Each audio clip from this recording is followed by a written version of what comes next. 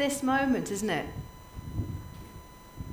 I'm looking at you, and you look like a really nice bunch. There's been such great energy. I was sitting here for 5 minutes, and it just feels great, this room. And you look really friendly and up for it, so thank you. And you're looking a bit unsure, voice coach, don't worry, it's going to be fine. And I can see a couple of really brainy TED faces there, and there's going to be a few ideas too. But it is this moment where our worlds are colliding right now. You're looking at me, I'm looking at you, and it hits my brain with a feeling of adrenaline. Accelerating molecules, you might say. And different people deal with this moment differently. Some of us go, hey, there are people who are confident, they cope with this moment totally fine. And then there are other people and not so confident, and it stops them speaking this moment. Makes them feel anxious, makes them feel maybe they're not up to it. And that is not the case. Actually, all of us have confidence within. And what I want to talk about today is the idea that we can find more confidence within us if we know where to look. And where do we look? We go within. We look under the bonnet. And that's where we're going next. And the reason I want to talk about this is because many years ago, I stood in front of an audience this big, bigger, at Central Hall, which is by the Houses of Parliament, a really big Methodist space. And I was super excited about that moment because I knew that it was my big moment as a rookie voice coach and that I was going to be able to speak. And I stepped up in front of that audience, and what happened was everything that could possibly go wrong did. I went too fast, I lost my words. It felt like such a horrible experience. And just as I thought it couldn't get any worse, the microphone broke. And I looked out across the room, and I said in my big voice coach voice, there wasn't this much wind at the time, I have to say, and I said in my big voice coach voice, can you hear me at the back? And someone said, speak up. And I just felt this feeling of absolute shame. That feeling of an audience looking at you and a feeling of judgment which cripples us. And I left that venue, and I thought to myself, never again. Now that clearly didn't work because I'm here. I also thought I'm going to do it differently next time. I'm going to make sure that the next time I stand up to speak, it feels good. And where I had to go was within. Now, we live in a really visual culture. We spend a lot of time, if we think about two worlds, we spend a lot of time thinking about the outside, maybe especially for women. And actually, confidence doesn't exist on the outside. It exists within, in the visceral stuff, in the bits within you that we don't see. And we're going to go to those bits. And when I was thinking about this idea 3 months ago, when I got asked to do it, I started to feel nervous about this moment. I started to think about a quote that the director Peter Brook had said, which is that we open new drawers in the self. And I started to think about a chest of drawers.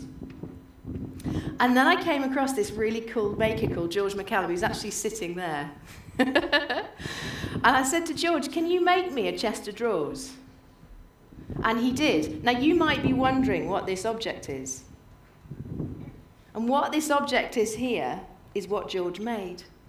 But when you ask a maker to make a chest of drawers, they don't always do what you think they're going to do. Do you want to see what he did?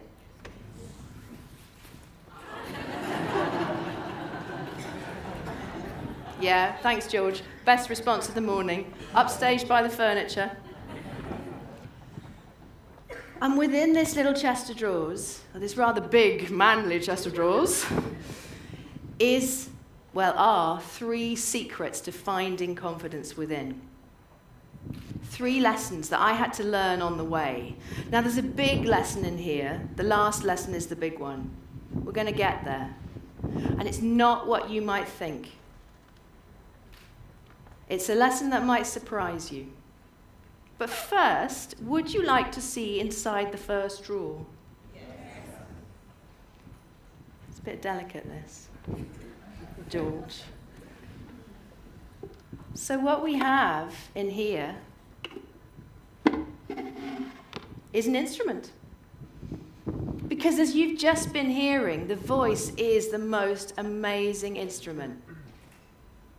It's magnificent. And how often do you think about how yours works?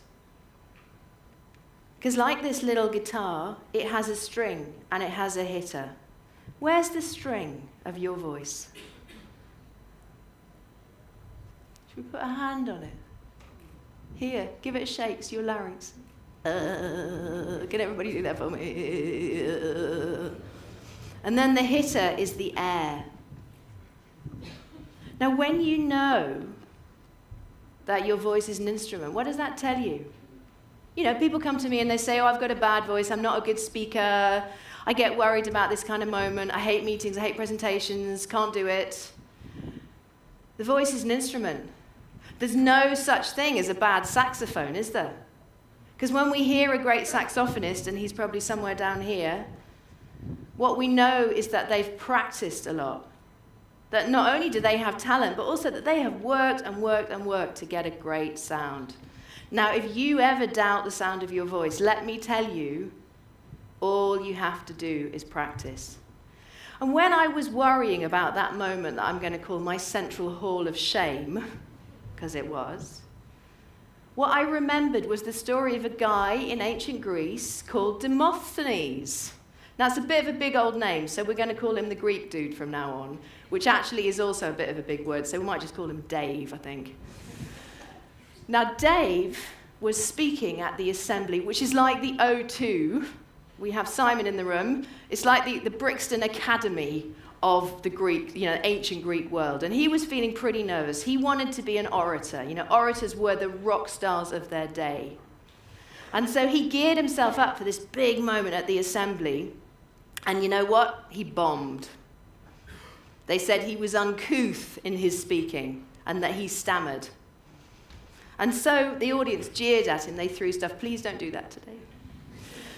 And he left that stage feeling so downcast when he got a bit of advice from an actor. Now, I'm sure Greek actors were pretty much the same as they are now, and I'm sure the actor was a bit like this. But what he said to him is, you need more expression in your voice. You're just not giving it enough welly, enough energy.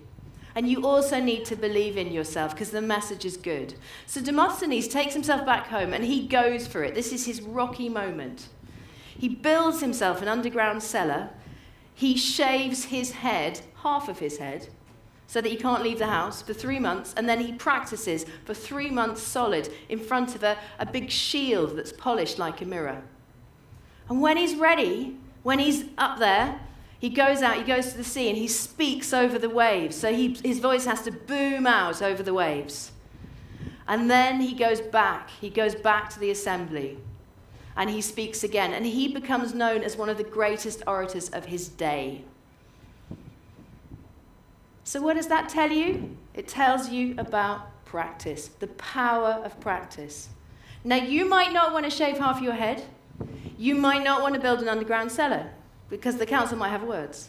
But what you can do is practice, and the simplest way to practice is to sing.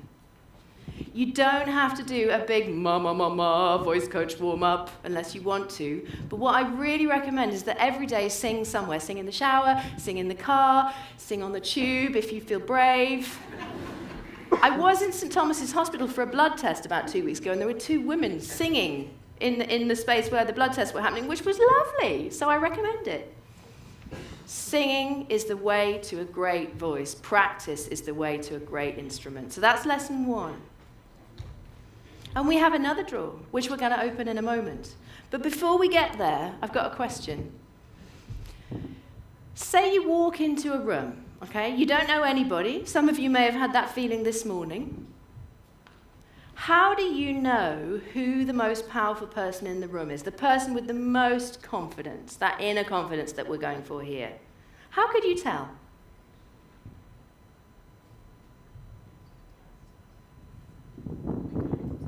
How they carry themselves. That's lovely, Lola. And you're in the same space, aren't you? Because you're a singer. And it is that how they carry themselves. And actually, what an actor will tell you is that it's about the breath. The most powerful person in the room has the most relaxed breathing pattern. And there's a well-known scientist called Paul Ekman who looks into emotion. And he said, which would make actors laugh because it seems so straightforward to them, but maybe isn't to science, that he couldn't understand why breath mattered for a long time, and his research has explored it, until he started to understand that the unconscious system, I can't control my spleen, it's just doing its own thing. But I can control my breathing. And if I get into my breathing, I get into the unconscious. I calm myself down. So what's within you is the key to this relaxed, confident power. Actors know this because when actors are playing king, the king stays really still. Everybody moves around the king, and that's how you know the king's in charge. The next time you feel nervous about something, try that. Try getting still. Now, within your body is something that is really the king of the body. It's what the Greeks called the center of all expression. And I bet that 50% of this room have never thought about it. Would you like to see what it is? So,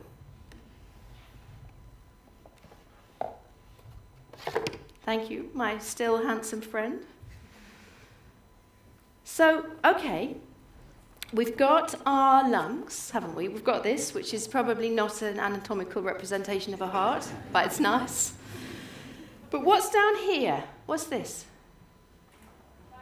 Thank you very much, diaphragm. It is indeed your diaphragm. Now put your hands up if you have thought about the diaphragm recently. Put your hands up if you've thought about your diaphragm today. Thank you, singers in the room. Good, or actors, or saxophonists. Put your hands up if you haven't yet thought about your diaphragm today. Yeah, that is quite a large percentage. So we don't think about our diaphragms, do we? But the diaphragm is the key to regulating your system. It's how you calm yourself down in that moment where you stand in front of all the eyes. It will make you feel confident when you most need it and you least feel like it. Now, I didn't know anything about my diaphragm. I'd learnt about it. I knew what it was supposed to look like, but I didn't know how it felt. And then one day, I was feeling really stressed.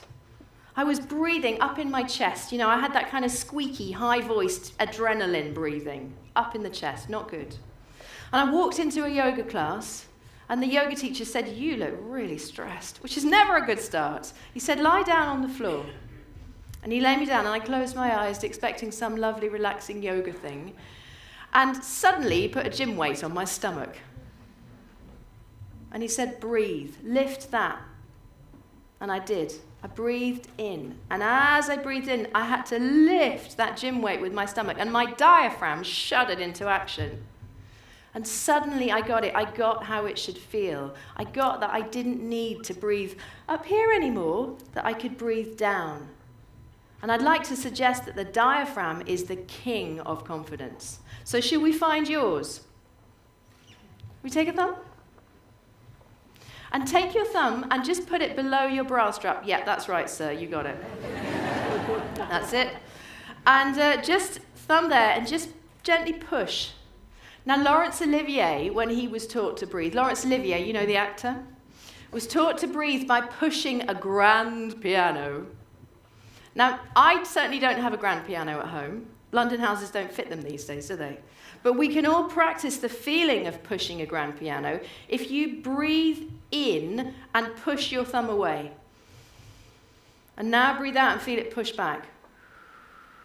So you're filling up an air balloon in your stomach. Now breathe in, push your thumb away. Now breathe out, push it back. Welcome to your diaphragm. And if you put your hands on your ribs, your diaphragm goes all the way around. You can also fill the rib cage as you breathe in. So feel the ribs open as you breathe and close as you breathe out. If you are ever nervous about one of these moments, do that. Your diaphragm is the key to your confidence. So we've got two lessons. We've got the power of practice. We've got the importance of the diaphragm. There's a third lesson, which is the big one. It's the one that really makes a difference. And I started to think about this lesson a couple of weeks ago, actually, because someone I'd worked with wrote to me. She wrote me an email, and she said she'd been through the worst possible thing that you can imagine happening to someone. She had just got married and was on honeymoon when her husband had a heart attack and died. And she had to go back to the church they got married in and speak a eulogy for this man. In fact, she also read a poem that she'd written when they first met. And she said, on the worst day of my life, I had to pull myself together. I had to find the energy of celebration for this man that I really loved. And the only way to do it was what you taught me, the skills of breathing low and slow, taking my time, getting the control, finding the inner confidence. It was the greatest gift I could give him. And there are moments in our lives where we have to speak, not because we have something to say for us, but because we want to speak for someone else, a wedding, a eulogy. And I would suggest that in those moments, these skills matter more than ever. And what you need to know in those moments is in this drawer.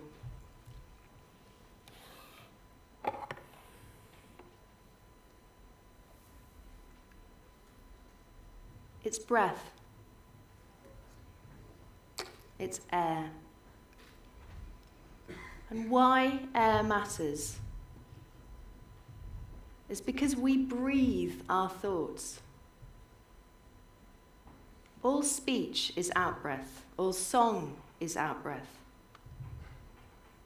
And all in-breath is thought. Just put a hand back on that diaphragm for a moment and breathe out. And then feel the breath in, and as you breathe in, think of someone you really love. Now, if we were all to speak on that out-breath, it would be full of love. Now breathe in again, and breathe in a feeling of excitement for the day that's going to come, because it's going to be so good. And if we were to breathe in and then speak on that feeling, then we have excitement in our voices. So you can control your voice with the idea of breath is thought.